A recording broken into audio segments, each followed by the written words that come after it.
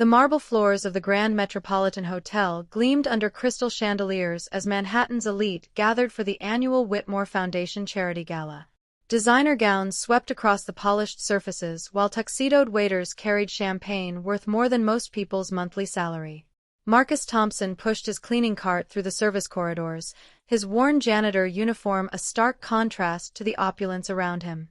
At 54, his weathered hands told stories of decades spent maintaining buildings while dreams of his own architectural firm had long since faded. "Excuse me, you can't be here," snapped Victoria Whitmore, the foundation's director, her diamond necklace catching the light as she blocked his path. "The gala is for donors only." "I'm sorry, ma'am. I just need to empty the trash bins before." "Not now," she interrupted, her voice carrying across the nearby guests who turned to stare. Security should have cleared all staff before the event started. Marcus felt heat rise to his cheeks as whispers rippled through the crowd. A photographer's flash went off nearby, capturing his moment of shame. He'd worked at this hotel for 15 years, invisible to most, but tonight his presence felt like an intrusion into a world that would never accept him. I'll come back later," he mumbled, quickly retreating toward the service elevator as laughter followed him. In the basement break room, Marcus sat alone with his bologna sandwich, the distant sound of classical music and clinking glasses filtering down from above. His reflection in the vending machine glass showed tired eyes and graying temples, a man who'd somehow become invisible to the world. His phone buzzed with a text from his daughter Sarah. "Dad, the college called about my tuition again. I might have to drop out this semester." "I'm sorry." Marcus stared at the message, his sandwich suddenly tasteless. Sarah was so close to finishing her engineering degree, the future he'd never been able to build for himself. He'd been picking up extra shifts, cleaning offices until midnight, but it still wasn't enough. "Rough night?" asked Elena, the night supervisor, settling beside him with her own dinner. "Just thinking about paths not taken," Marcus replied, his voice barely above a whisper. "Sarah's struggling with school payments, and I used to dream of building things, you know? Real things that mattered." Elena studied his face with knowing eyes. "You know, Mr. Thompson, sometimes life has plans we can't see coming." Through the ceiling, the sound of applause echoed down, another world celebrating success that felt impossibly distant from this fluorescent-lit basement where dreams came to fade. As Marcus returned to his duties, wheeling his cart through the hotel's upper floors, he noticed something odd. In the abandoned executive conference room, architectural blueprints were scattered across a massive table, plans for a revolutionary homeless shelter design that could house 500 people efficiently and affordably. His breath caught. The structural calculations were completely wrong. Load-bearing walls were marked incorrectly, and the foundation specifications would never support the planned weight distribution. This building would collapse within months of construction. Marcus looked around the empty room, his mind racing through decades of studying architecture textbooks in his spare time, of sketching building designs on napkins during lunch breaks. He grabbed a pencil from the table and began making corrections, his hands moving with a confidence he hadn't felt in years. 20 minutes later, he'd solved problems that had clearly stumped expensive consultants. The design was not just safer now, it was brilliant.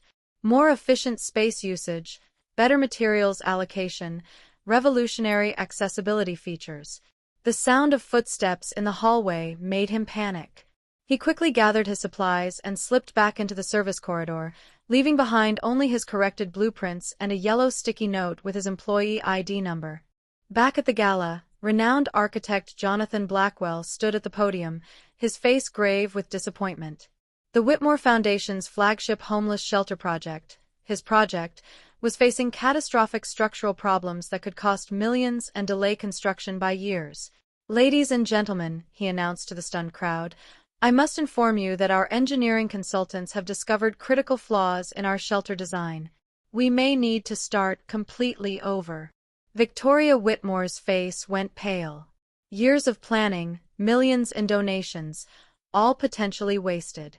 But then Blackwell's assistant rushed to the stage, whispering urgently in his ear while handing him a folder.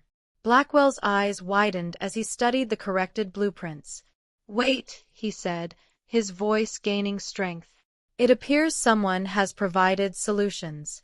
Not just solutions, innovations. Whoever did this work has transformed our good design into a masterpiece." He looked out over the crowd. "The corrections are signed only with an employee number. Number 847. A murmur rippled through the audience.